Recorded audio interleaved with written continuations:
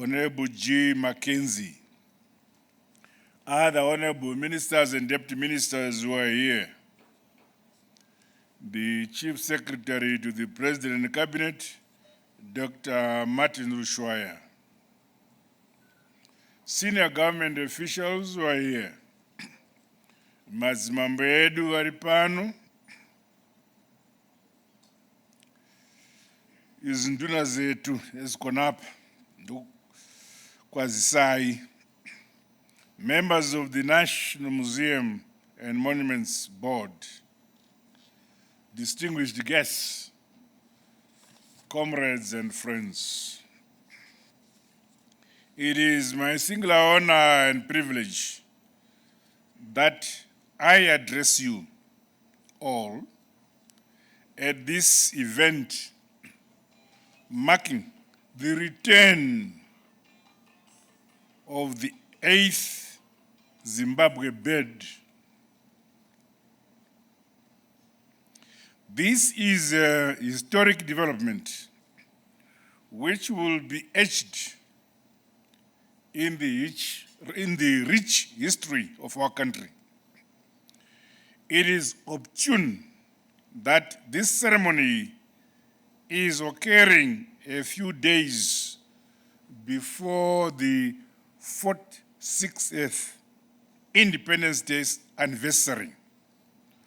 Profound joy and triumphant closure envelop the nation as we welcome home our ancestral relics consisting of the Chapungu, being the 8th and the last soapstone great Zimbabwe bird.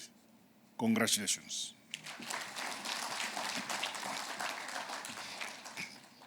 For far too long, this vital piece of our national soul and dignity resided in a foreign land, a silent testament to the colonial plunder that sought to strip us of our destiny.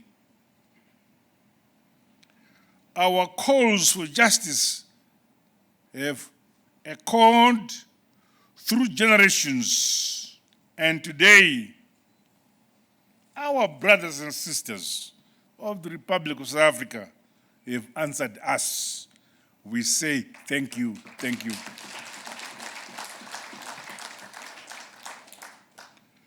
On behalf of our Revolutionary Mass Party, ZANU-PF, the government and the people of Zimbabwe, I want to extend our nation's profound gratitude to my dear brother,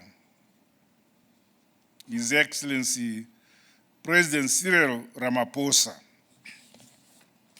the African National Congress of South Africa, as well as the government and the people of the Republic of South Africa, for their noble assistance. I say thank you to them. When I talked to my brother Cyril and said, my brother,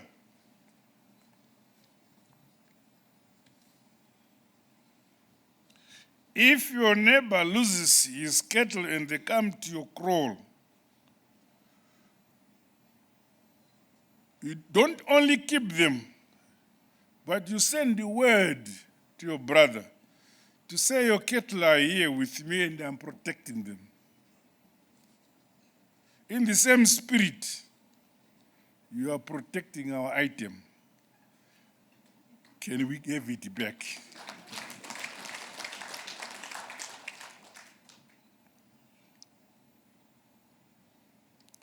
So, the cooperation of our brothers in South Africa in the repatriation of the Zimbabwe bird demonstrates the power of Pan-African solidarity. our revolutionary unity and our shared commitment to justice and restitution. My dear countrymen and women, let us never forget the manner in which our sacred treasures were usurped and expropriated from us in the late 19th century.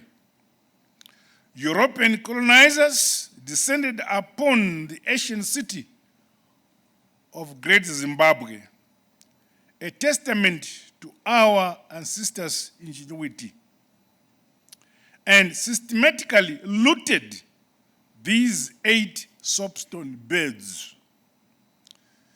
They were ripped from their pedestals and scattered across the globe. In 1981, following our hard-won independence, 4 of the birds were returned from South Africa. In 2003, we received a portion of another bird from Germany, Mufunge, as part of our effort to restore Zimbabwe's cultural identity. Yet, the 8th bird remained. It sat in the former house of a guy called Cecil John Rhodes in Cape Town. A haunting reminder of the colonial exploitation that led to its removal. My government will continue to ensure that Zimbabwe's rich heritage is freed from the hostage in foreign museums, public spaces, and private galleries. Our forebears did not merely carve these birds as decorations, no. They are sacred and represent the eagle, Chapungu, which had deep spiritual significance in our culture, the culture of Monomtapa. There's physical embodiments of the various spiritual beliefs within our communities. The Zimbabwe bird is a central symbol that adorns our flag, coat of arms, and the zig, Mali, currency. To have all 8 bird artifacts reunited is a political victory and a cultural homecoming. Congratulations, Zimbabwe. It is a powerful recognition that our heritage belongs here at the great Zimbabwe, Zimbabwe, where it can inspire future generations and to serve as a cornerstone of our national identity as a people. Our demand for the return of this bird was never an isolated plea. It echoes the broader call for the repatriation of stolen art and artifacts across Africa. Africa must continue to reunite with that which belongs to it.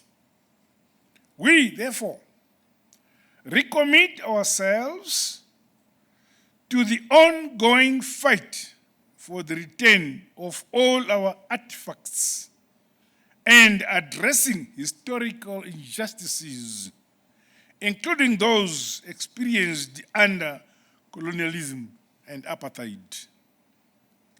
And therefore, exhort the national museums and monuments of Zimbabwe to ensure that the sacred bird artifacts are appropriately conserved and protected at the Great Zimbabwe National Monument, the site of their origin and the heart of our country's ancient civilization under the Munumtapa Empire. Let the people of Zimbabwe come and witness their heritage. Let the children of this great nation see with their own eyes the symbol of their identity. And let the world know that Zimbabwe is a nation that respects its past and celebrates the present as we build a prosperous future in unity, in peace, and in dignity. With these remarks, my countrymen and women, once again, I express my gratitude to the government and the people of the Republic of South Africa for this transformative gesture of goodwill. Thank you, my dear brother Cyril Ramaphosa, for this gesture. God bless you. God bless Africa. God bless Zimbabwe. I thank you.